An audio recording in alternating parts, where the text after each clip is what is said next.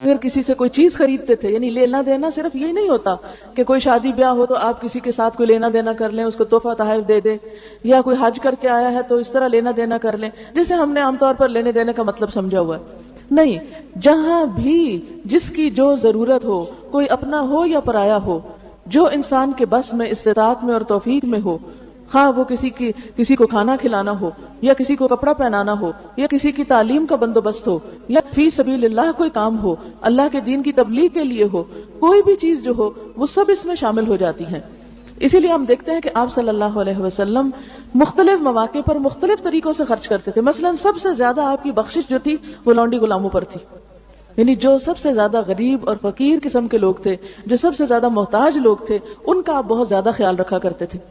پھر اسی طرح ہم دیکھتے ہیں کہ آپ صلی اللہ علیہ وسلم جب کسی سے کوئی چیز خریدتے تھے تو اس کو جو بدلے میں قیمت دیتے تھے وہ اس کے حق سے زیادہ دیتے تھے۔